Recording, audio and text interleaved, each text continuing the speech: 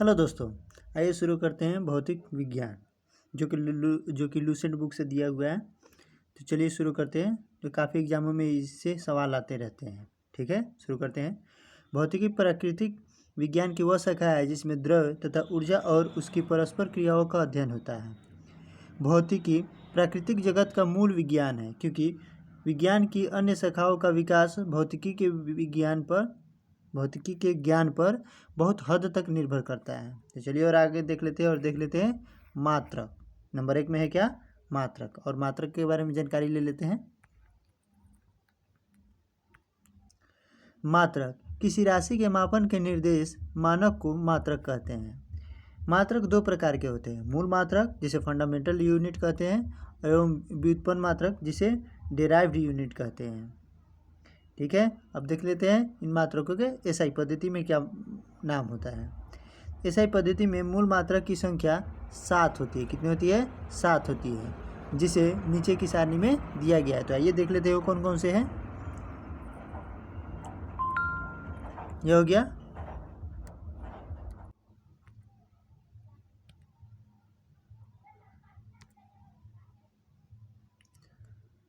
आइए देख लेते हैं भौतिक राशि, एसआई मूल मात्रक तथा उसके संकेत को।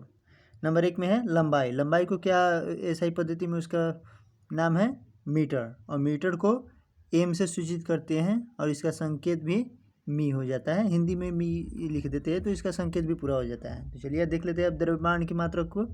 तो द्रव्यमान का मात्रक जो है किलोग्राम होता है और इसका संकेत हो जाता है केजी, और हिंदी में इसको किलोग्राम कहते हैं, जिसे किग्रा शॉर्ट है। ठीक है, अब आइए देख लेते हैं। नंबर 3 में है समय। और समय का एसआई पद्धति में नाम क्या है?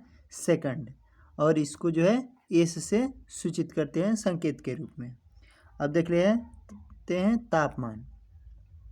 तो तापमान को केल्विन, तापमान का एसआई पद्धति में नाम क्या है? केल्विन। और इसे जो है के द्वारा सूचित करते हैं। ठीक है, अब देख लेते हैं विद्युत धारा। विद्युत धारा का एसआई पद्धति में नामकरण क्या है? एम्पियर। और एम्पियर को ए द्वारा सूचित करते हैं। अब देख लेते हैं ज्योति तीव्रता। और ज्योति तीव्रता का एसआई पद्धति में नाम जो है कैंडेला है, और इसे सीडी के रूप में सीडी संकेत के रूप में जाना जाता है। पदार्थ की परिमाण, इसे मोल द्वारा इसका एसआई पद्धति में नाम जो है मोल है, और इसे संकेत के रूप में मोल MOL से सूचित किया जाता है। चलिए अब देख लेते हैं एसआई के संपूरक मूल मात्रक। नंबर 1 में है समतल कोण, यह एग्जाम में आता ही रहता है। रेडियन, जिसका संकेत है रेड RAD।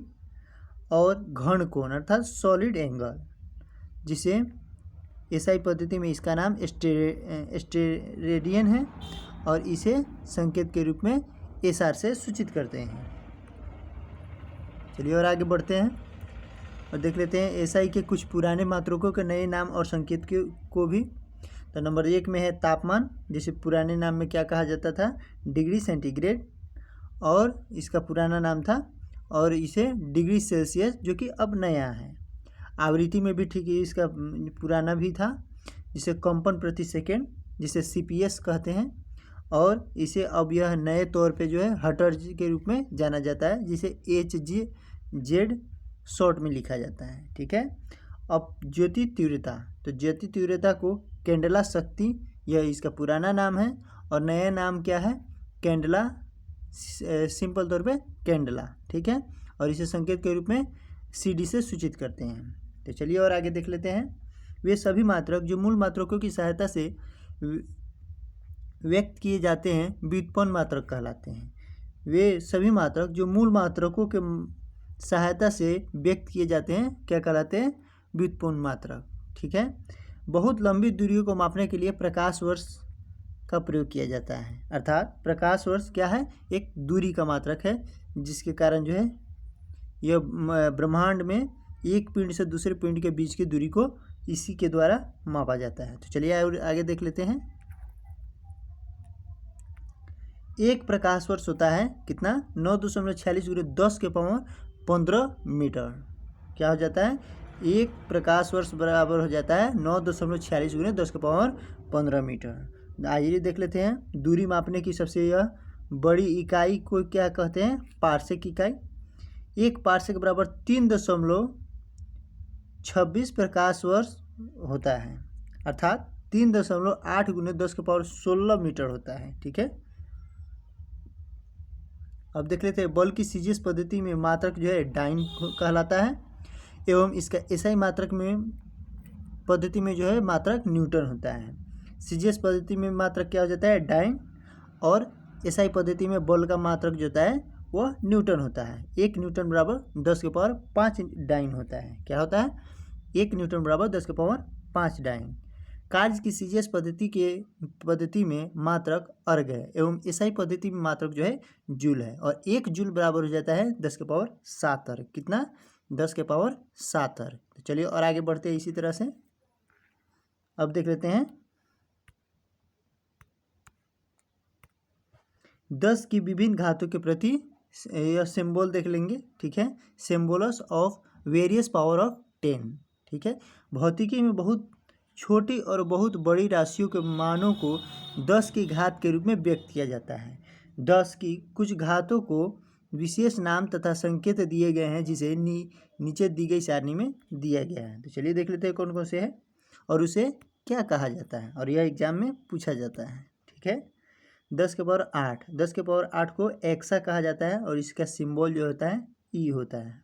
10⁻15, सॉरी कितना बोले थे, 10⁻18 होगा। ठीक है, 10⁻18 होगा, और इसे जो है एक्सा कहा जाएगा, पूर्व में प्रीफिक्स होगा, और इसका सिंबल जो है ई होगा। ठीक है, अब देख लेते हैं 10⁻15, और 10⁻15 को क्या कहते हैं, ठीक इधर भी लेते चलते हैं, माइनस वाला और प्लस वाला दोनों। 10⁻18 को एक्सा, और इसे के इसका सिंबल जो है ई है, और 10⁻−18 हो जाएगा तो एटो हो जाएगा, और एटो का सिंबल हो जाएगा ए। ठीक है, ठीक इसी तरह 10⁻15 को 10⁻15 हो जाएगा तो क्या हो जाएगा, पेटा, और पेटा को पी से सूचित करेंगे, इसका सिंबल क्या हो जाएगा, पी। और 10⁻−15 होगा तो उसे कहेंगे फेम्टो। क्या कहेंगे, फेम्टो, और इसे जो है एफ द्वारा सूचित करेंगे। ठीक है, 10⁻18 होगा तो एक्सा हो जाएगा, और एक्सा को ई द्वारा सूचित करेंगे। 10⁻−18 होगा तो इसे एटो कहेंगे, और एटो का जो है सिंबल जो होता है ए होता है। और इसी तरह 10⁻15 होगा तो इसे पेटा कहेंगे, और पेटा का जो सिंबल होता है पी होता है, और 10⁻−15 होगा तो इसे फेम्टो कहेंगे, और फेम्टो का जो है प्रतीक होता है अर्थात सिंबल एफ होता है। अब देख लेते हैं 10⁻12, 10⁻12 को जो है टेढ़ा कहेंगे, और इसका जो है सांकेतिक रूप जो होता है टी होता है। और इसी तरह जो है 10⁻−12 अगर माइनस हो जाएगा तो इसे हो जाएगा पिको, और पिको को कहेंगे क्या, सिंबल के रूप में पी। ठीक है, 10⁻12 हो जाएगा तो टेढ़ा पिको, 10 के पावर इसमें हो जाएगा टेढ़ा पिको, टेढ़ा में हो जाएगा 10⁻12, और पिको में हो जाएगा 10⁻−12। ठीक है, इसी तरह 10⁻8 एक्सा एटो। ठीक है, एक्सा में 10⁻18, और एटो में जो है 10⁻−18। पेटा फेम्टो, क्या हो जाएगा, पेटा फेम्टो। पेटा में हो जाएगा 10⁻15, और फेम्टो में हो जाएगा 10⁻−15। ठीक है, और इसे एफ से सूचित करेंगे, फेम्टो हो जाएगा तो ऑटोमेटिक एफ आ जाएगा, पेटा हो जाएगा तो ऑटोमेटिक शुरू में पी आ जाएगा। ठीक है, अब देख लेते हैं 10⁻9 को। ठीक है, 10⁻9 को गीगा कहेंगे, और 10⁻−9 को नैनो कहेंगे, और इसका जो है सांकेतिक रूप एन है, और गीगा का सांकेतिक रूप जो है जी है। ठीक है, 10⁻9 है गीगा नैनो, क्या हो जाएगा, गीगा नैनो। गीगा में 10⁻9, और नैनो में हो जाएगा 10⁻−9। ठीक है, अब देख लेते हैं मेगा में हो जाएगा 10⁻6, और इसे जो है मेगा को एम से सूचित करेंगे, और 10⁻−6 हो जाएगा तो यह हो जाएगा माइक्रो, और माइक्रो को माइक्रोन से सूचित करेंगे, यह इसका सिंबल है।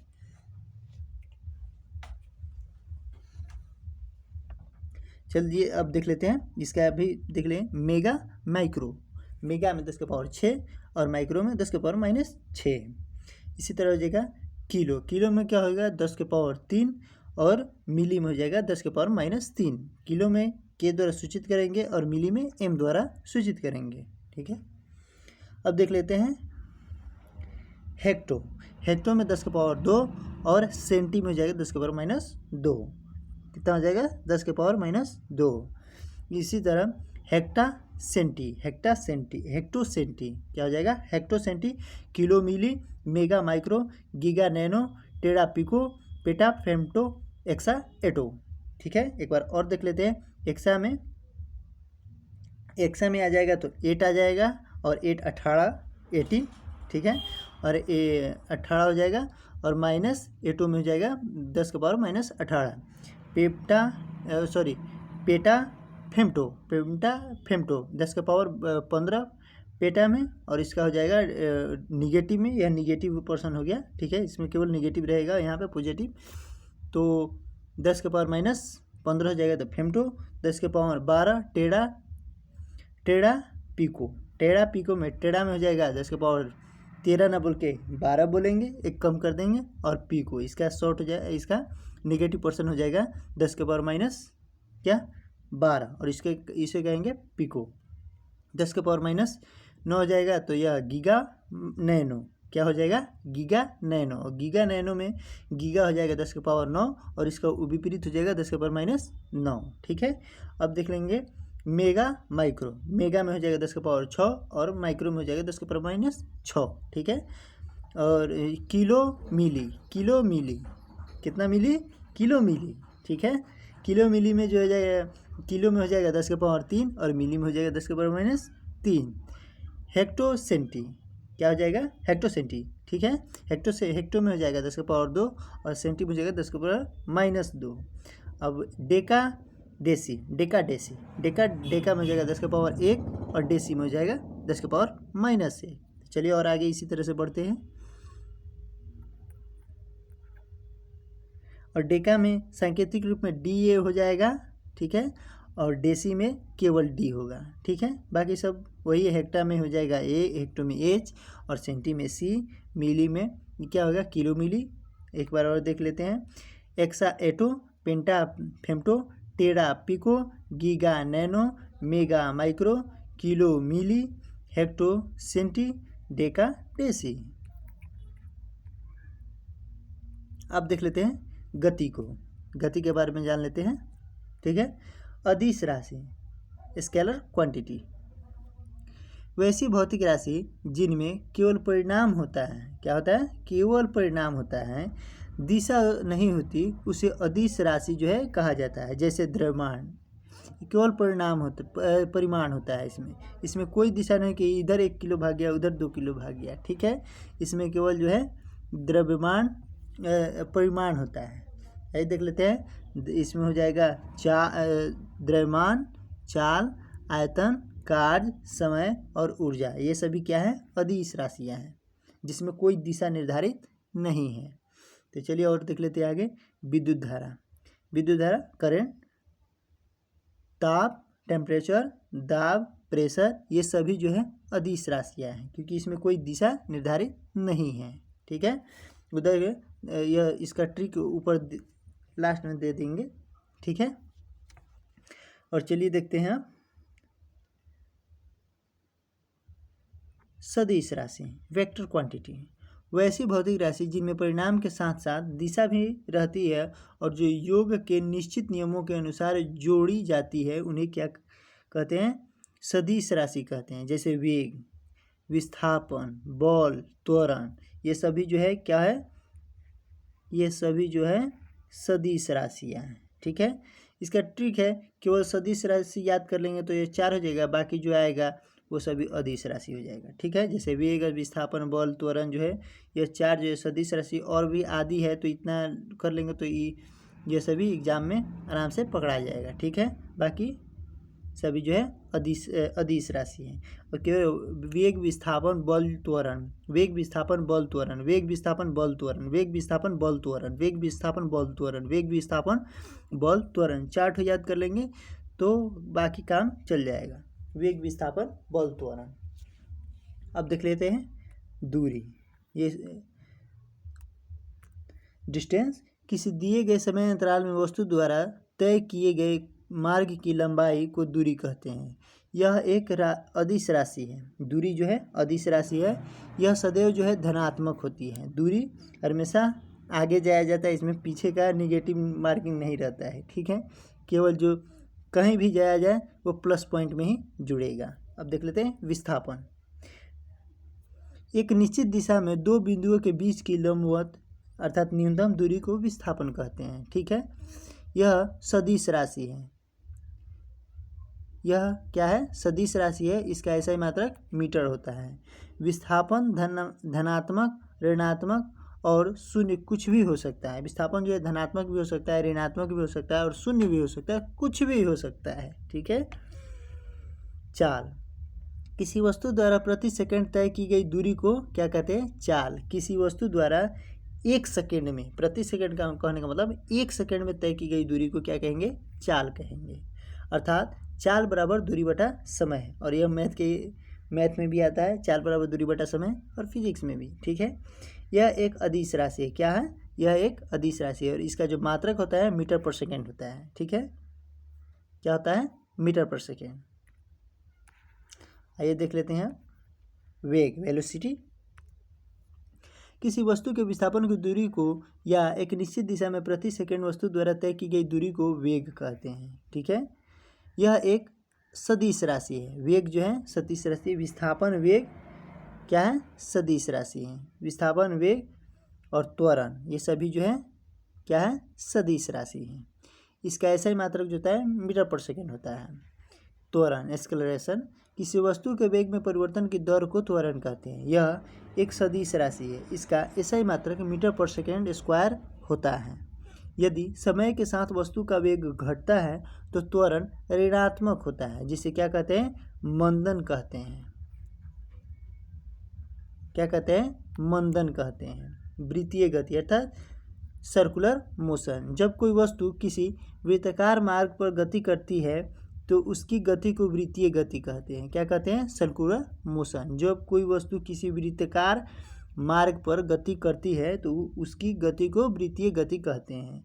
यदि एक समान चाल से गति करती है तो उसकी गति को एक समान वृत्तीय गति कहते हैं। जैसे मौत के कुआं तो आप देखे ही होइएगा, उसमें एक समान चाल से गति करता ही रहता है, तो वृत्त में गति, वृत्ताकार मार्ग रहता है, वहाँ पे गति करता रहता है, तो वहीं पे समझ लेंगे वहाँ पे क्या हो जाएगा? वृत्तीय गति।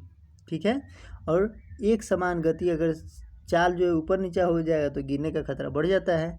ठीक है, चलिए और आगे बढ़ते हैं। इसी तरह से वृत्तीय गति एक त्वरित गति होती है क्योंकि वेग की दिशा प्रत्येक बिंदु पर बदल जाती है। ठीक है, कोणीय वेग, एंगुलर वेलोसिटी, वृत्ताकार मार्ग पर गतिशील कण को वृत्त के केंद्र से मिलाने वाली रेखा एक सेकंड में जितने कोण से घूम जाती है उसे उस कण का क्या कहते हैं? कोणीय वेग कहते हैं। क्या कहते हैं? कोणीय वेग। और इसे प्रायः ओमेगा से प्रकट किया जाता है। प्रकट मतलब सूचित किया जाता है, और इसका सिंबल जो है यह है W की तरह। ठीक है, यहाँ पर आ जाएगा। ठीक, अर्थात ओमेगा बराबर थीटा बटा टी होता है। यदि कण एक सेकेंड में n चक्कर लगाता है तो ओमेगा बराबर 2πn हो जाता है। ठीक है, क्योंकि एक चक्कर में कण जो है 2π अर्थात 360 रेडियन से घूम जाती है। अब यदि वृत्ताकार मार्ग की त्रिज्या r है और कण जो है एक सेकंड में n चक्कर लगाता है तो उसके द्वारा एक सेकंड में चली गई दूरी वृत्त की परिधि गुने n होता है, अर्थात 2πrn होता है। यही उसकी रेखीय चाल है, अर्थात लाइनर स्पीड है। अर्थात v बराबर हो जाएगा 2πrn। v जहाँ 2πn गुने r बराबर ओमेगा, और इस सभी को जो है ओमेगा से सूचित करेंगे तो हो जाएगा ओमेगा गुने r। ओमेगा बराबर हो जाता है क्या? 2πn। रेखीय चाल बराबर होता है कोणीय चाल गुने त्रिज्या। चलिए और आगे देख लेते हैं। न्यूटन का गति नियम, न्यूटन्स लॉ ऑफ मोशन। भौतिकी के पिता न्यूटन ने सन 1687 ईस्वी में अपनी पुस्तक प्रिंसिपिया में सबसे पहले गति के नियम को प्रतिपादित किया था। न्यूटन का प्रथम गति नियम, Newton's first law of motion, यदि कोई वस्तु विराम अवस्था में है तो वह विराम अवस्था में ही रहेगी, या यदि वह एक समान चाल से सीधी रेखा में चल रही है तो वैसे ही चलती रहेगी जब तक इस पर कोई बाह्य बल लगाकर उसकी वर्तमान अवस्था में कोई परिवर्तन न ला दे। ठीक है, अगर कोई वस्तु जो है चलती रहेगी तो केवल चलती ही रहेगी। ठीक है, जब तक कोई उसमें जो है बाह्य बल आकर उसके वर्तमान अवस्था में परिवर्तन न ला दे।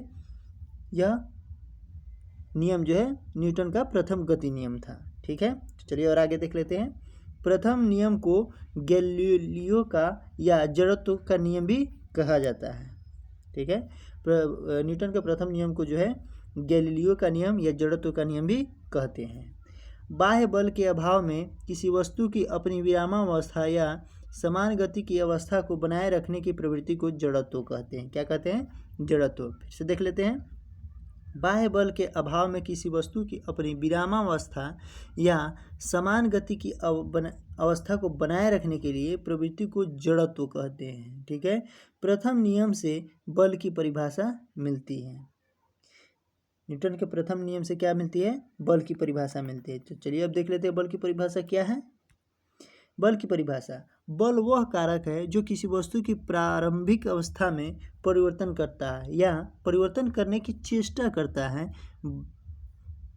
बल एक सदिश राशि है, इसका ऐसा ही मात्रक न्यूटन होता है। ठीक है, अब देख लेते हैं जड़त्व। जड़त्व के कुछ उदाहरण को देख लेते हैं, वह कौन कौन सी है। जैसे ठहरी हुई मोटर या रेलगाड़ी के अचानक चल पड़ने पर उसमें बैठे यात्री पीछे की ओर झुक जाता है। नंबर 2 में है चलती हुई मोटर कार के अचानक रुकने पर उसमें बैठे यात्री आगे की ओर झुक जाते हैं। कंबल को हाथ से पकड़कर डंडे से पीटने पर धूल के कण जो है झड़कर गिरने लगते हैं। ये सभी जो है जड़त्व के कुछ उदाहरण हैं। चलिए अब देख लेते हैं संवेग। संवेग में है किसी वस्तु के द्रव्यमान तथा वेग के गुणनफल को उस वस्तु का संवेग कहते हैं, अर्थात संवेग बराबर होता है वेग गुणे विस्थापन। यह एक सदिश राशि है, इसका एसआई मात्रक किलोग्राम मीटर पर सेकेंड होता है। अब देख लेते हैं न्यूटन के द्वितीय नियम। ठीक है, Newton's second law of motion. किसी वस्तु के संवेग में परिवर्तन की दर उस वस्तु पर आरोपित बल के समानुपाती होता है तथा संवेग परिवर्तन बल की दिशा में होता है। अब यदि आरोपित बल F बल की दिशा में उत्पन्न त्वरण A एवं वस्तु का द्रव्यमान m हो तो न्यूटन की गति के दूसरे नियम से F = ma, अर्थात न्यूटन के दूसरे नियम से बल का व्यंजक प्राप्त होता है। क्या हो जाता है? बल का व्यंजक प्राप्त होता है और यह है F = ma। प्रथम नियम दूसरे नियम का ही अंग है। प्रथम नियम जो है दूसरे नियम का ही अंग है, उसमें भी बल से संबंधित है और यहाँ पर भी। ठीक है, अब देख लेते हैं न्यूटन का तृतीय गति नियम, Newton third law of motion. प्रत्येक क्रिया के बराबर परंतु विपरीत दिशा में प्रतिक्रिया होती है। उदाहरण, बंदूक से गोली चलाने पर चलाने वाले को पीछे की ओर धक्का लगना, नाव के किनारे पर कूदने पर नाव को पीछे की ओर हट जाना, रॉकेट को उड़ाने में, इन सभी में जो है तृतीय नियम, न्यूटन का तृतीय नियम काम करता है। अब देख लेते हैं संवेग संरक्षण का सिद्धांत। यदि कणों के किसी समूह या निकाय पर कोई बाह्य बल नहीं लग रहा हो तो उस निकाय का कुछ संवेग नियत रहता है, अर्थात टक्कर के पहले और बाद का संवेग बराबर होता है। चलिए और आगे बढ़ते हैं और देख लेते हैं। अब देख लेते हैं आवेग अर्थात इम्पल्स।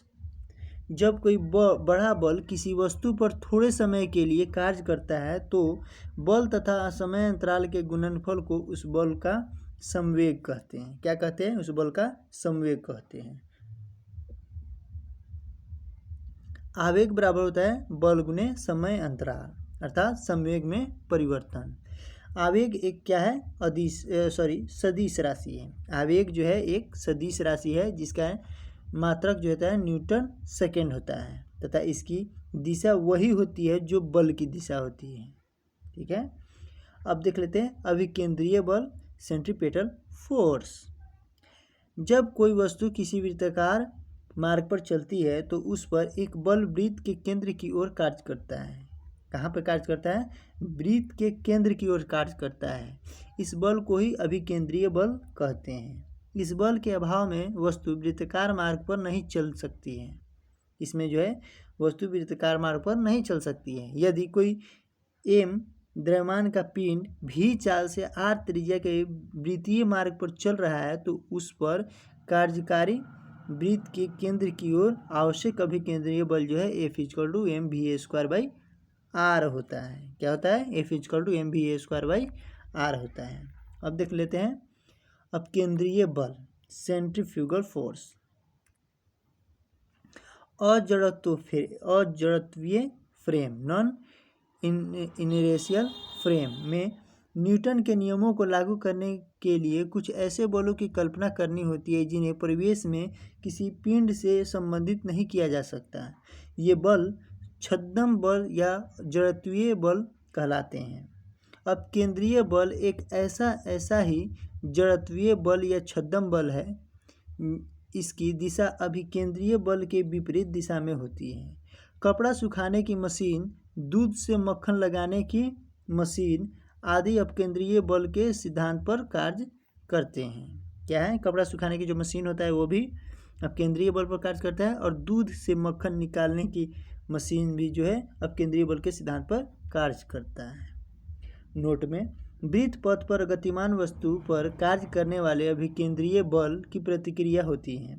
जैसे मौत के कुएं में कुएं की दीवार मोटरसाइकिल पर अंदर की ओर क्रिया बल लगाती है, जबकि इसका प्रतिक्रिया बल मोटरसाइकिल द्वारा कुएं की दीवार पर बाहर की ओर कार्य करती है। कभी कभी बाहर की ओर कार्य करने वाले इस प्रतिक्रिया बल को भ्रमवश अपकेंद्रीय बल कह दिया जाता है, जो बिल्कुल गलत है। आइए अब देख लेते हैं बलाघूर्ण, मोमेंट ऑफ फोर्स। बल द्वारा एक पिंड को एक अक्ष के परितः घुमाने की प्रवृत्ति को बल आघूर्ण कहते हैं। किसी अक्ष के परितः एक बल का बल आघूर्ण उस बल के परिमाण तथा अक्ष से बल की क्रिया रेखा के बीच की लंबवत दूरी के गुणनफल के बराबर होता है। अर्थात बल आघूर्ण बल गुने आघूर्ण भुजा, बल आघूर्ण बराबर होता है बल गुने आघूर्ण भुजा। यह एक सदिश राशि है। इसका मात्रक न्यूटन मीटर होता है। सरल मशीन, सिंपल मशीन्स, यह बल आघूर्ण के सिद्धांत पर कार्य करती है। कौन? सरल मशीन। सरल मशीन एक ऐसी युक्ति है जिसमें किसी सुविधाजनक बिंदु पर बल लगाकर किसी अन्य बिंदु पर रखे हुए भार को उठाया जाता है। जैसे उत्तोलक, घिरनी, आनत तल, स्क्रू जैक आदि। उत्तोलक हम देख लेते हैं। उत्तोलक एक सीधी या टेढ़ी दृढ़ छड़ होता है जो किसी निश्चित बिंदु के चारों ओर स्वतंत्रता पूर्वक जो है घूम सकती है। उत्तोलक में 3 बिंदुएं होती हैं। कौन कौन से बिंदु होते हैं उसको भी देख लेते हैं। नंबर 1 में आलंब, नंबर 2 में आयास और नंबर 3 में है भार। अब देख लेते हैं आलंब को। नंबर 1 में आलंब, जिस निश्चित बिंदु के चारों ओर उत्तोलक की छड़ स्वतंत्रता पूर्वक घूम सकती है उसे आलंब कहते हैं। आयास, एफोर्ट, उत्तोलक को उपयोग में लाए जाने के लिए उस पर जो बल लगाया जाता है उसे क्या कहते हैं? आयास कहते हैं। अब देख लेते हैं भार को। उत्तोलक के द्वारा जो बोझ उठाया जाता है अथवा रुकावट हटाई जाती है उसे क्या कहते हैं? भार कहते हैं। चलिए और आगे देखते हैं उत्तोलक के प्रकार। उत्तोलक क्या कितने प्रकार के होते हैं? 3 प्रकार के होते हैं। प्रथम श्रेणी का उत्तोलक। तो चलिए इसी को पहले देख लेते हैं, प्रथम श्रेणी के उत्तोलक को। इस वर्ग के उत्तोलक में आलम्ब F, आयास E तथा भार जो है W के बीच में स्थित होता है। इस प्रकार के उत्तोलक में यांत्रिक लाभ 1 से अधिक, 1 के बराबर तथा 1 से कम भी हो सकता है। इसके उदाहरण है क्या? कैंची, पिलास, सिंडासी, कील उखाड़ने की मशीन, शीशा झूला जो होता है, और साइकिल का ब्रेक तथा हैंड पंप। ये सभी जो है क्या है? प्रथम श्रेणी का उत्तोलक है। चलिए और आगे बढ़ते हैं और देखते हैं द्वितीय श्रेणी का उत्तोलक। इस वर्ग के उत्तोलक में आलम्ब F तथा आयास जो है E के बीच भार W होता है। द्वितीय श्रेणी में क्या हो जाता है? पहले आलम्ब F हो जाता है, बाद में आयास जो है E के बीच में जो है पहले भार हो जाता है, आयास के बाद भार, और उसके बाद आलम्ब के बाद भार और उसके बाद जो है आयास होता है। क्या कहा गया है? आलम्ब F तथा आयास E के बीच में जो है भार W होता है। इस प्रकार के उत्तोलक में यांत्रिक लाभ सदैव 1 से अधिक होता है। इसके उदाहरण है सरौता, नींबू निचोड़ने की जो मशीन होता है वह है, एक पहिए की कूड़ा ढोने की गाड़ी आदि। अब देख लेते हैं तृतीय श्रेणी का उत्तोलक। इस वर्ग में उत्तोलक में आलम्ब F भार W के बीच में आयास E होता है। इसका यांत्रिक लाभ सदैव 1 से कम होता है। उदाहरण है चिमटा और मनुष्य का हाथ। यह तृतीय श्रेणी का उत्तोलक है। अब देख लेते हैं गुरुत्व केंद्र, सेंटर ऑफ ग्रेविटी।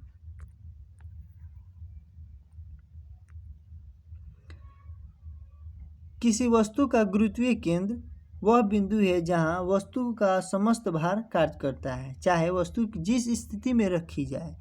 वस्तु का भार गुरुत्व केंद्र से ठीक नीचे की ओर कार्य करता है। अतः गुरुत्व केंद्र पर वस्तु के भार के बराबर ऊपरमुखी बल लगाकर हम वस्तु को संतुलित रखते हैं। अब देख लेते हैं संतुलन के प्रकार। संतुलन कितने प्रकार के होते हैं? संतुलन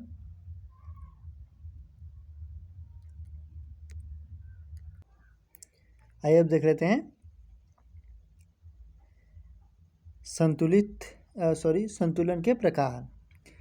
ये नंबर 1 में है स्थायी, अस्थायी और उदासीन। अस्थायी में कौन कौन से हैं? अस्थायी संतुलन, स्टेबल इक्विलिब्रियम। यदि किसी वस्तु को उसकी संतुलन स्थिति से थोड़ा विस्थापित किया जाए और बल हटाते ही पुनः वह पूर्व स्थिति में आ जाए तो ऐसी संतुलन को अस्थायी संतुलन कहते हैं। जैसे रबड़ को देख लीजिए, और जहाँ छोड़िएगा फिर वो अपने पूर्व अवस्था में आ जाएगा। चलिए और आगे देख लेते हैं अस्थायी संतुलन, अनस्टेबल इक्विलिब्रियम। यदि किसी वस्तु को उसकी संतुलन अवस्था से थोड़ा सा विस्थापित करके छोड़ने पर वह पुनः संतुलन की अवस्था में न आए तो इसे अस्थायी संतुलन कहते हैं। अब देख लेते हैं उदासीन संतुलन, नेचुरल इक्विलिब्रियम। यदि किसी वस्तु को संतुलन की स्थिति से थोड़ा सा विस्थापित करने पर उसका गुरुत्व केंद्र उसी ऊंचाई पर बना रहता है तथा छोड़ देने पर वस्तु अपनी नई स्थिति में संतुलित हो जाता है तो उसका संतुलन उदासीन कहलाता है। अस्थायी संतुलन की शर्त को देख लेते हैं कौन कौन से है वह। किसी वस्तु के अस्थायी संतुलन के लिए 2 शर्त का पूरा होना आवश्यक है। कौन कौन से हैं? वस्तु का गुरुत्वीय केंद्र आधिकारिक नीचे होना चाहिए। गुरुत्व केंद्र से होकर जाने वाली ऊर्ध्वाधर रेखा वस्तु के आधार से गुजरनी चाहिए। अब देख लेते हैं कार्य, ऊर्जा तथा शक्ति को। कार्य अर्थात वर्क, कार्य की माप लगाए गए बल तथा बल की दिशा में वस्तु के विस्थापन के गुणनफल के बराबर होता है। कार्य एक अदिश राशि है, इसका ऐसा ही मात्रक क्या होता है? जूल होता है। और फॉर्मूला होता है बल गुने विस्थापन। ठीक है, कार्य बराबर हो जाता है बल गुने विस्थापन। यदि बल F तथा विस्थापन S के मध्य जो है थीटा कोण बनाता है तो इसका जो फॉर्मूला हो जाएगा W बराबर FS कोस थीटा। क्या हो जाएगा? W बराबर FS कोस थीटा। अब देख लेते हैं ऊर्जा, एनर्जी। किसी वस्तु की कार्य करने की क्षमता को उस वस्तु की क्या कहते हैं? ऊर्जा कहते हैं। ऊर्जा एक अदिश राशि है। क्या है? ऊर्जा एक अदिश राशि है। इसका SI मात्रक जूल होता है। कार्य तथा कार्य द्वारा प्राप्त ऊर्जा यांत्रिक ऊर्जा कहलाती है, जो दो प्रकार की होती है। एक में है गतिज ऊर्जा और दो में है स्थितिज ऊर्जा। गतिज ऊर्जा अर्थात काइनेटिक एनर्जी, किसी वस्तु में उसकी गति के कारण कार्य करने की जो क्षमता आ जाती है उस वस्तु की स्थिति उस वस्तु की गतिज ऊर्जा कहते हैं। यदि m द्रव्यमान की वस्तु v वेग से चल रही हो तो गतिज ऊर्जा ke होगी, अर्थात ke बराबर 1/2 mv² होगी। चलिए और आगे बढ़ते हैं इसी तरह से।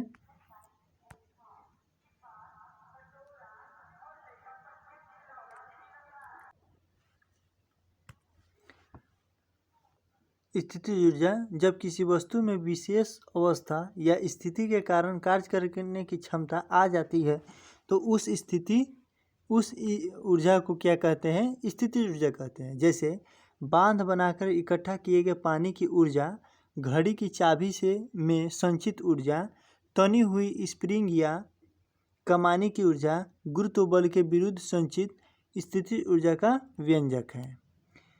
Pe बराबर mgh होता है, जहाँ m द्रव्यमान, g गुरुत्वजनित त्वरण तथा h जो है ऊंचाई होता है। ऊर्जा संरक्षण का नियम, law of conservation of energy.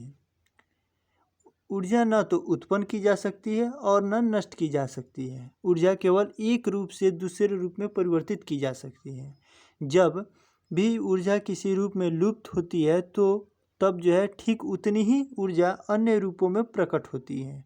अतः विश्व की संपूर्ण ऊर्जा का परिमाण स्थिर रहता है। यह ऊर्जा संरक्षण का नियम कहलाता है। तो चलिए और आगे देख लेते हैं ऊर्जा रूपांतरित करने वाले कुछ उपकरण को। डायनेमो जो है यांत्रिक ऊर्जा को विद्युत ऊर्जा में परिवर्तित करती है। मोमबत्ती रासायनिक ऊर्जा को प्रकाश एवं ऊष्मा ऊर्जा में परिवर्तित करती है, रूपांतरित कर देती है। माइक्रोफोन यह ध्वनि ऊर्जा को विद्युत ऊर्जा में रूपांतरित करती है। लाउड स्पीकर यह विद्युत ऊर्जा को ध्वनि ऊर्जा में रूपांतरित करती है। सोलर सेल यह सौर ऊर्जा को विद्युत ऊर्जा में रूपांतरित करती है। ट्यूबलाइट विद्युत ऊर्जा को प्रकाश ऊर्जा में परिवर्तित कर देती है, रूपांतरित। विद्युत मोटर यह विद्युत ऊर्जा को यांत्रिक ऊर्जा में जो है बदल देती है। विद्युत बल्ब जो है विद्युत ऊर्जा को है प्रकाश एवं ऊष्मा ऊर्जा में बदल देती है। विद्युत सेल जो है रासायनिक ऊर्जा को विद्युत ऊर्जा में बदल देती है। और सितार जो है यांत्रिक ऊर्जा को ध्वनि ऊर्जा में बदलने का काम करती है। अब देख लेते हैं संवेग एवं गतिज ऊर्जा में संबंध। ठीक है, संवेग एवं गतिज ऊर्जा में क्या संबंध है उसको देख लेते हैं। तो इसका फॉर्मूला हो जाएगा ke बराबर p²/2m, जहाँ p जो होता है mv हो जाएगा। अर्थात संवेग को दुगुना करने पर गतिज ऊर्जा जो है 4 गुनी हो जाती है। संवेग को जब दुगुना किया जाता है तो गतिज ऊर्जा 4 गुनी हो जाती है। अब देख लेते हैं शक्ति अर्थात पावर को। कार्य करने की दर को शक्ति कहते हैं। क्या कहते हैं? कार्य करने की दर को जो है शक्ति कहते हैं। यदि किसी कर्ता द्वारा W अर्थात कार्य T समय में किया जाता है तो कर्ता की शक्ति W/T होगी।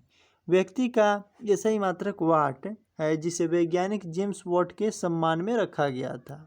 ठीक है, शक्ति बराबर हो जाता है कार्य बटा समय। क्या हो जाता है? कार्य बटा समय। और इसे जूल पर सेकेंड या इसे शक्ति वाट भी कहेंगे।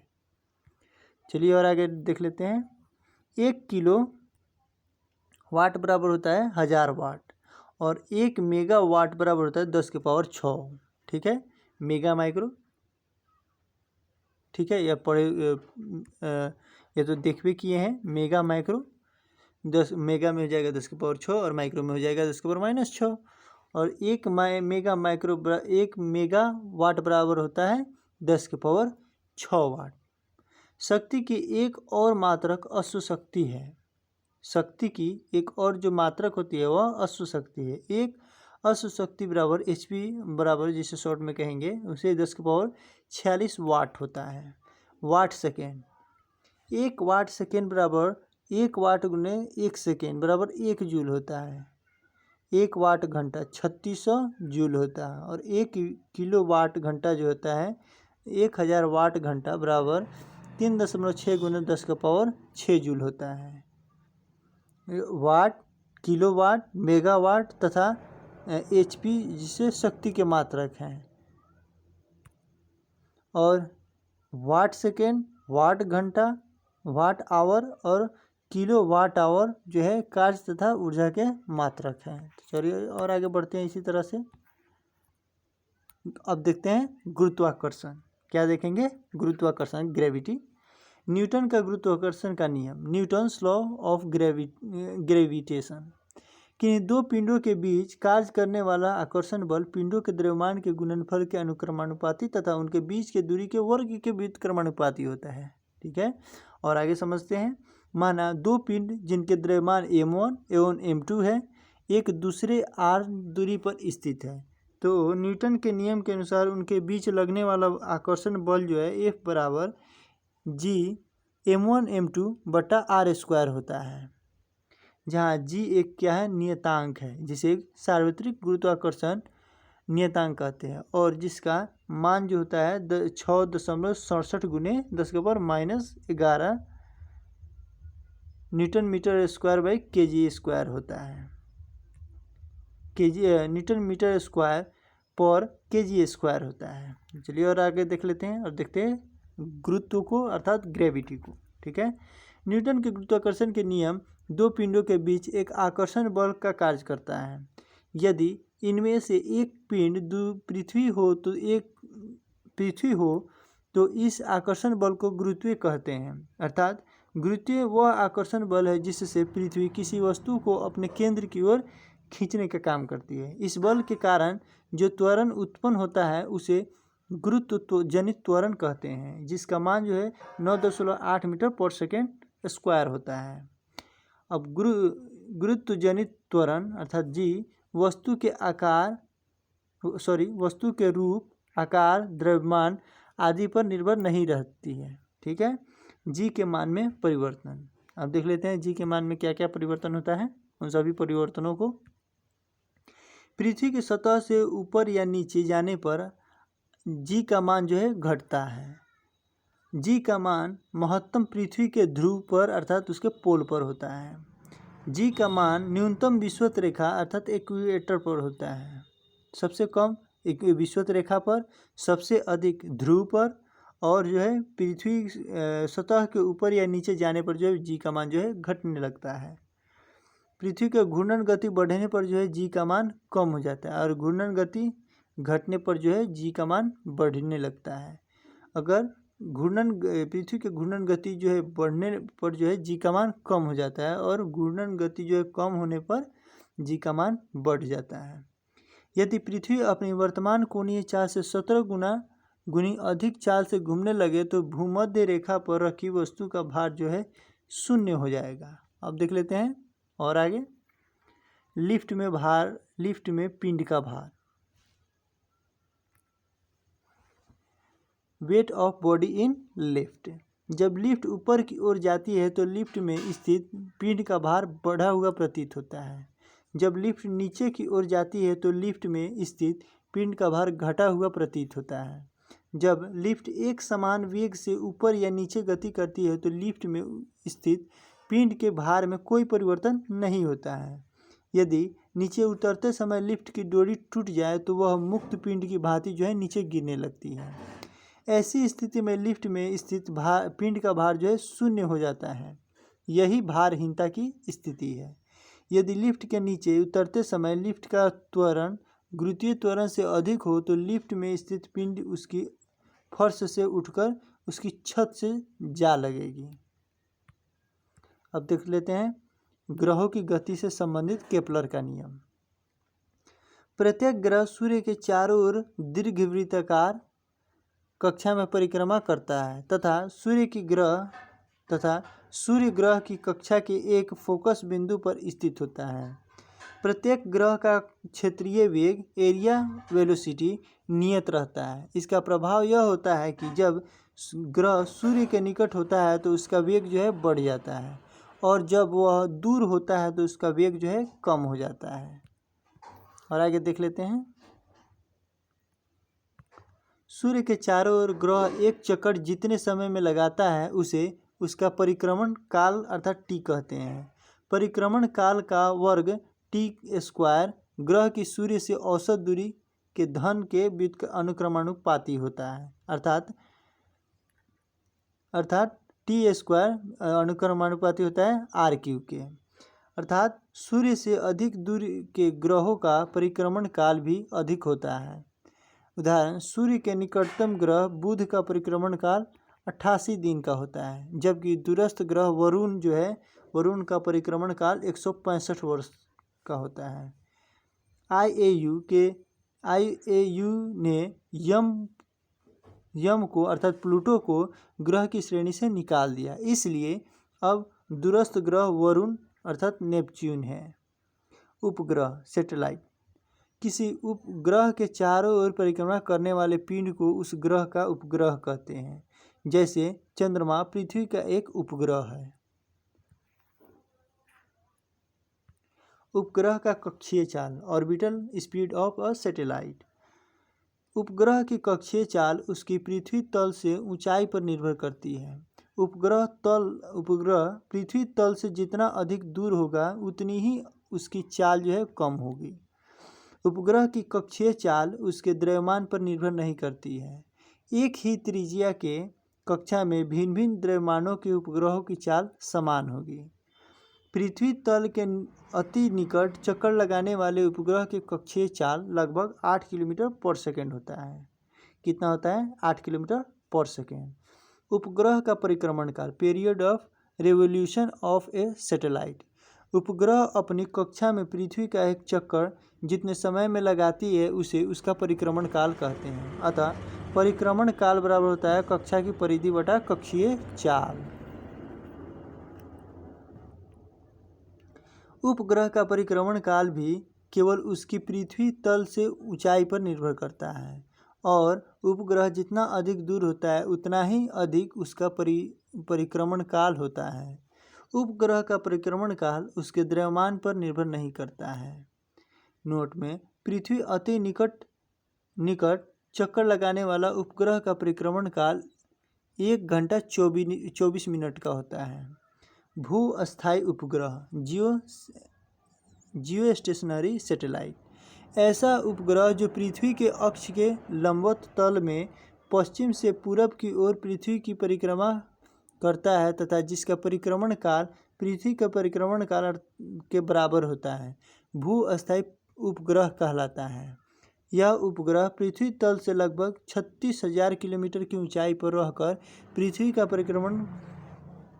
परिक्रमण करता है। भूतुल्यकालिक कक्षा में संचार उपग्रह स्थापित करने की संभावना सबसे पहले आर्थर सी क्लार्क ने व्यक्त की थी। अब देखते हैं पलायन वेग। पलायन वेग क्या है?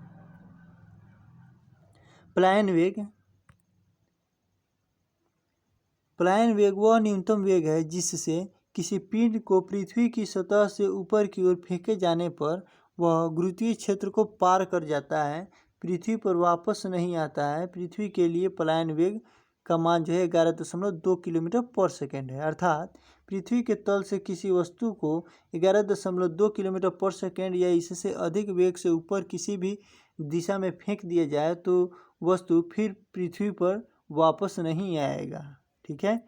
उपग्रह के लिए कोणीय वेग जो है v के पावर v0 अर्थात √GRE तथा पृथ्वी तल से पलायन वेग जो है v √2GRE अतः v बराबर हो जाएगा √2 v0 वेलोसिटी 0 हो जाएगा, अर्थात पलायन वेग कक्षीय वेग का √2 गुना होता है।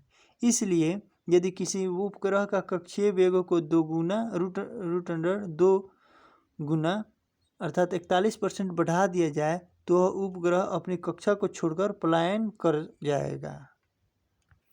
चलिए और आगे बढ़ते हैं। चलिए अब देख लेते हैं दाब को। दाब अर्थात प्रेशर, किसी सतह के एकांक क्षेत्रफल पर लगने वाले बल को दाब कहते हैं। दाब बराबर हो जाता है F/A, अर्थात पृष्ठ के लंबवत बल बट्टा पृष्ठ का क्षेत्रफल। और दाब का ऐसा ही मात्रक होता है न्यूटन पर मीटर स्क्वायर, जिसे पास्कल अर्थात PA भी कहते हैं। दाब एक अदिश राशि है। वायुमंडलीय दाब एटमॉस्फेरिक प्रेशर, सामान्यतः वायुमंडलीय दाब वह दाब होता है जो पारे के 76 सेंटीमीटर लंबे कॉलम के द्वारा 0 डिग्री सेल्सियस पर 45 डिग्री अक्षांश पर समुद्र तल पर लगाया जाता है। यह 1 वर्ग सेंटीमीटर अनुप्रस्थ काट वाले पारे के 76 सेंटीमीटर लंबे कॉलम के भार के बराबर होता है। वायुमंडलीय दाब का एसआई मात्रक बार होता है। एक बार बराबर होता है 10⁵ न्यूटन पर मीटर स्क्वायर। वायुमंडलीय दाब 10⁵ न्यूटन पर मीटर स्क्वायर अर्थात एक बार के बराबर होता है। पृथ्वी की सतह से ऊपर जाने पर वायुमंडलीय दाब कम होता जाता है, जिसके कारण पहाड़ों पर खाना बनाने में कठिनाई होती है। वायुयान में बैठे यात्रियों के फाउंटेन पेन से स्याही रिस जाती है। वायुमंडलीय दाब को बैरोमीटर से मापा जाता है। किससे मापा जाता है वायुमंडलीय दाब को? बैरोमीटर से। इसकी सहायता से मौसम संबंधी पूर्वानुमान भी लगाया जा सकता है। अब देख लेते हैं, बैरोमीटर का पाठ्यांक जब एक नीचे गिरता है तो आंधी आने की संभावना होती है। बैरोमीटर का पाठ्यांक जब धीरे धीरे नीचे गिरता है तो वर्षा होने की संभावना होती है। ठीक है। और बैरोमीटर का पाठ्यांक जब धीरे धीरे ऊपर चढ़ता है तो दिन साफ रहने की संभावना होती है। द्रव में दाब, प्रेशर इन लिक्विड, द्रव के अणुओं द्वारा बर्तन की दीवार अथवा तली के प्रति एकांक क्षेत्रफल पर लगने वाले बल को द्रव का दाब कहते हैं। द्रव के अंदर किसी बिंदु पर द्रव के कारण दाब द्रव की सतह से उस बिंदु की गहराई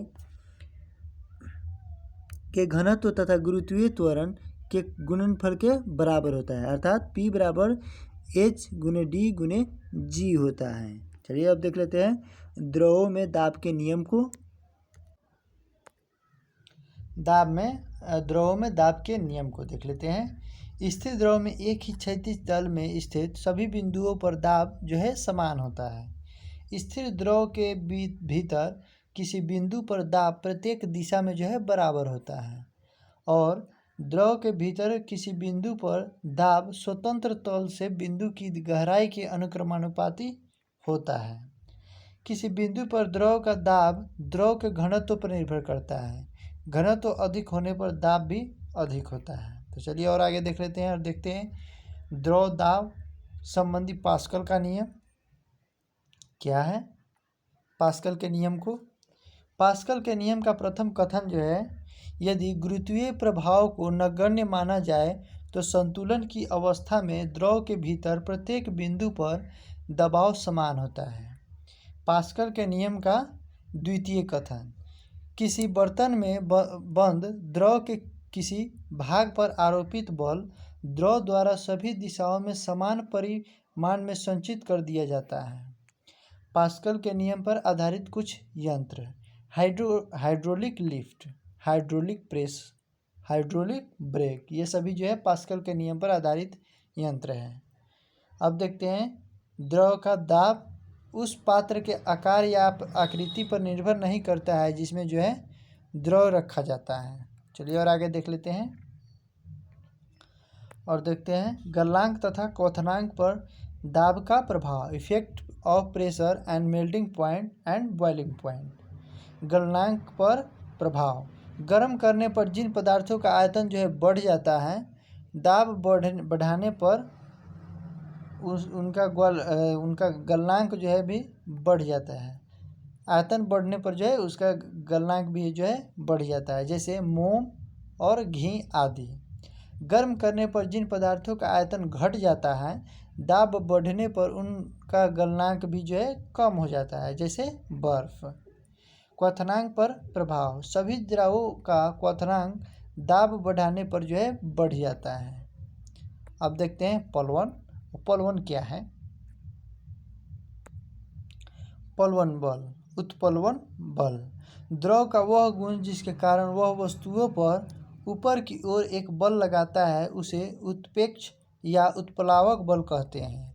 यह बल वस्तुओं द्वारा हटाए गए द्रव के गुरुत्व केंद्र पर कार्य करता है, जिसे उत्प्लावन केंद्र कहते हैं। इसका अध्ययन सर्वप्रथम आर्किमिडीज ने किया था। किसका? उत्प्लावन बल का। उत्प्लावन बल द्रव में डूबी पिंड के आयतन एवं द्रव के घनत्व पर निर्भर करता है। पिंड जब द्रव में पूर्णतः डूब जाता है तो उत्प्लावन बल का मान अधिकतम हो जाता है। उत्प्लावन बल का ठोस बल का मान ठोस वस्तु की प्रकृति एवं भार पर निर्भर नहीं करता है। आर्किमिडीज का सिद्धांत। जब कोई वस्तु किसी द्रव में पूरी अथवा आंशिक रूप से डुबोई जाती है तो उसके भार में कमी का आभास होता है। भार में यह आभासी कमी वस्तु द्वारा हटाए गए द्रव के भार के बराबर होती है। अब देख लेते हैं प्लवन के नियम। कौन कौन से नियम हैं? संतुलित अवस्था में तैरने पर वस्तु अपने भार के बराबर द्रव विस्थापित करती है।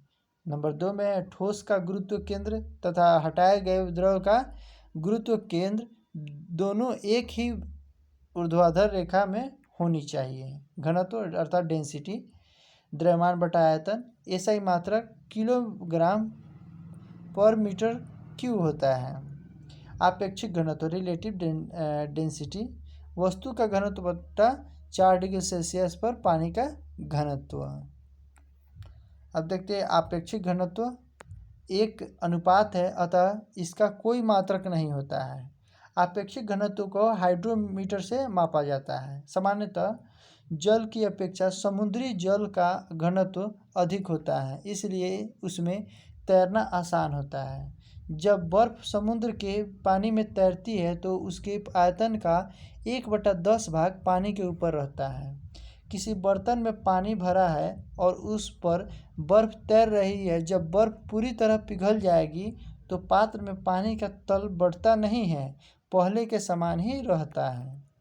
शुद्ध दूध की शुद्धता दुग्धमापी अर्थात लैक्टोमीटर से मापी जाती है।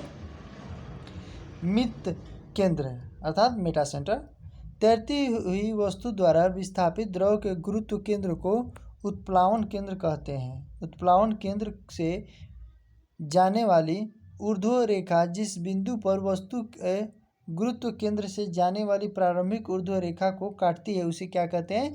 मित केंद्र कहते हैं। तैरने वाली वस्तु के अस्थायी संतुलन के लिए शर्तें। कौन कौन से शर्त है तैरने वाली वस्तुओं के लिए? देख लेते हैं। वस्तु के केंद्र गुरुत्व केंद्र के ऊपर होनी चाहिए। वस्तु का जो केंद्र होता है वह गुरुत्व केंद्र के ऊपर होना चाहिए।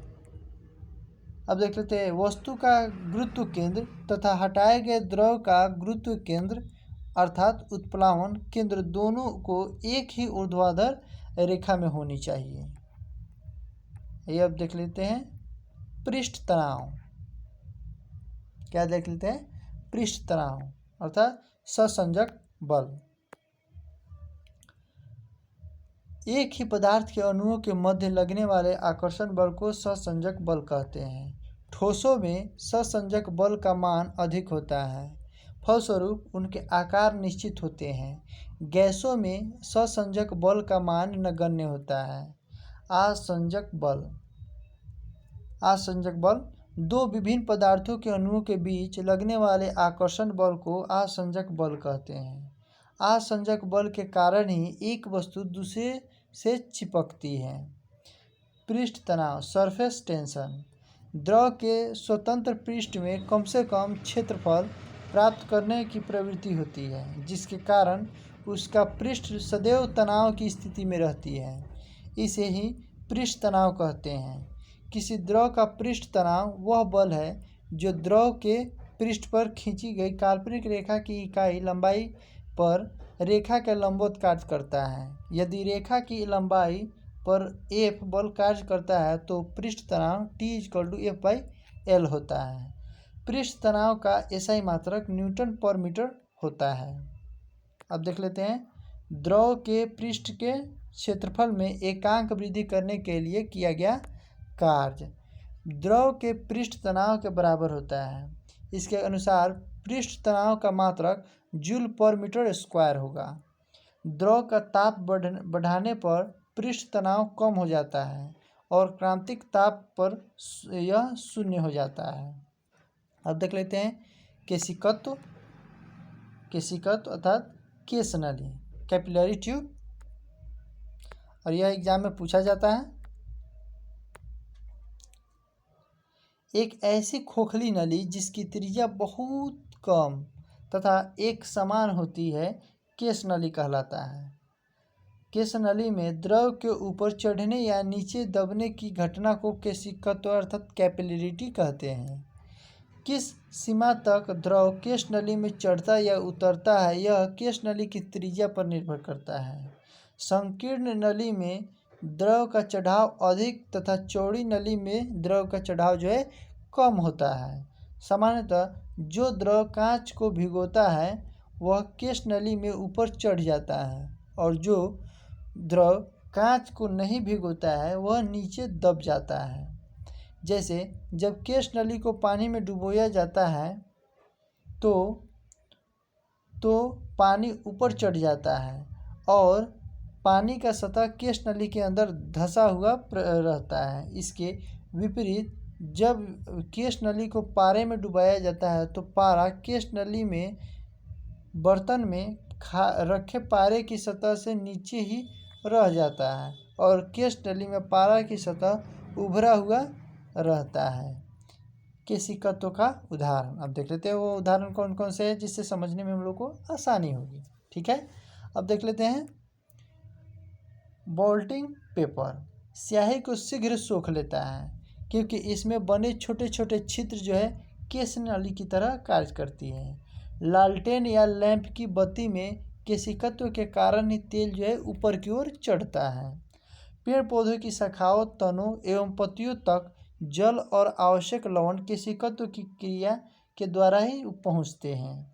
कृत्रिम उपग्रह के अंदर भारहीनता की अवस्था यदि किसी केश नली को जल में खड़ा किए जाए तो नली में चढ़ने वाले जल स्तंभ का प्रभावी भार शून्य होने के कारण जल नली से दूसरे सिरे तक पहुंच जाएगा, चाहे केश नली कितनी भी लंबी क्यों न हो। अब देख लेते हैं 5 वर्षों के बाद किसान अपने खेतों की जुताई कर देते हैं। नंबर 5 में है वर्षा के बाद किसान अपने खेतों की जुताई कर देते हैं ताकि मिट्टी में बनी केश नलियाँ जो है टूट जाए और पानी ऊपर ना आ सके, ताकि जो है भीतर नमी की कमी ना हो। ठीक है, वह मिट्टी में नमी ताकि जो है मिट्टी में नमी जो है बनी रहे। पतली सुई पृष्ठ तनाव के कारण ही पानी पर तैराई जा सकती है। साबुन, डिटर्जेंट आदि जल का पृष्ठ तनाव कम कर देता है, अतः वे मैल में गहराई तक चले जाते हैं जिससे कपड़ा ज़्यादा साफ हो जाता है। साबुन के घोल के बुलबुले बड़े इसलिए बनते हैं कि जल में साबुन घोलने पर उसका पृष्ठ तनाव कम हो जाता है।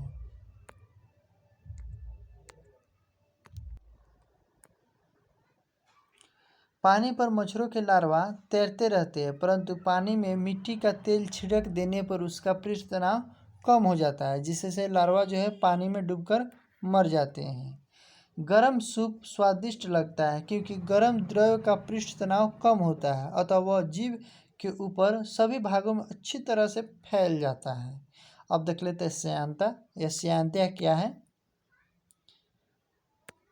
श्यान बल किसी द्रव या गैस की दो क्रमागत परतों के बीच उनकी आपेक्षिक गति का विरोध करने वाले घर्षण बल को श्यान बल कहते हैं। श्यानता तरल का वह गुण जिसके कारण तरल की विभिन्न परतों के मध्य आपेक्षिक गति का विरोध होता है श्यानता कहलाता है। श्यानता केवल द्रव तथा गैसों का गुण है। द्रव में श्यानता अणुओं के मध्य लगने वाले सहसंजक बलों के कारण होती है। गैसों में श्यानता इसकी एक परत से दूसरी परत में अणुओं के स्थानांतरण के कारण होती है। गैसों में श्यानता द्रवों की तुलना में बहुत कम होती है। ठोसों में श्यानता नहीं होती है। एक आदर्श तरल की श्यानता जो है शून्य होती है। ताप बढ़ने पर द्रवों की श्यानता घट जाती है। ताप बढ़ने पर क्या होती है? द्रवों की जो श्यानता होती है वह घट जाती है, परंतु गैसों की जो है बढ़ जाती है। किसी तरल की श्यानता को श्यानता गुणांक अर्थात एफिशिएंट ऑफ वेकोसिटी कहते हैं के द्वारा जो है मापा जाता है। इसका ऐसा ही मात्रक डेका पॉइंट या पाइजली जिसे शॉर्ट में पीआई या पास्कल सेकेंड है। इसे प्रायः नीटा कहते हैं, नीटा द्वारा जो है सूचित किया जाता है। सीमांत वेग जब कोई वस्तु किसी श्यान द्रव में गिरती है तो प्रारंभ में उसका वेग बढ़ता जाता है, किंतु कुछ समय के पश्चात वह नियत वेग से गिरने लगती है। इस नियत वेग को ही वस्तु का सीमांत वेग कहते हैं। इस अवस्था में वस्तु का भार श्यान बल और उत्प्लावन बल के योग के बराबर होते हैं, अर्थात वस्तु पर कार्य करने वाले सभी बलों का योग जो है शून्य होता है। सीमांत वेग वस्तु की त्रिज्या के वर्ग के अनुक्रमानुपाती होता है, अर्थात बड़ी वस्तु अधिक वेग से और छोटी वस्तु कम वेग से गिरती है। धारा रेखीय प्रवाह स्ट्रीमलाइन फ्लो द्रव का ऐसा प्रवाह जिसमें द्रव का प्रत्येक कण उसी बिंदु से गुजरता है जिससे उससे पहले वाला कण जो है गुजरा था। धारा रेखीय प्रवाह कहलाता है। इसमें किसी नियत बिंदु पर प्रवाह की चाल व उसकी दिशा निश्चित बनी हो रहती है। क्रांतिक वेग क्रिटिकल वेलोसिटी धारा रेखीय प्रवाह के महत्तम वेग को क्रांतिक वेग कहते हैं, अर्थात धारा रेखीय प्रवाह की वह उच्च सीमा जिसके बाद द्रव का प्रवाह धारा रेखीय न होकर विक्षुब्ध हो जाए वह वेग क्रांतिक वेग कहलाता है। यदि द्रव प्रवाह का वेग क्रांतिक वेग से कम होता है तो उसका प्रवाह उसकी श्यानता पर निर्भर करता है। यदि द्रव प्रवाह का वेग जो है उसके क्रांतिक वेग से अधिक होता है तो उसका प्रवाह मुख्यतः उसके घनत्व पर निर्भर करता है। जैसे ज्वालामुखी से निकलने वाला लावा बहुत अधिक गाढ़ा होने पर भी तेजी से बहता है क्योंकि उसका घनत्व अपेक्षाकृत कम होता है और घनत्व ही उसके वेग को निर्धारित करता है। बर्नौली का प्रमेय जब कोई आदर्श द्रव किसी नली में धारा रेखीय प्रवाह में बहता है तो उसके मार्ग के प्रत्येक बिंदु पर उसके एकांक आयतन की कुल ऊर्जा जैसे कि दाब ऊर्जा, गति ऊर्जा एवं स्थिति ऊर्जा का योग नियत होता है।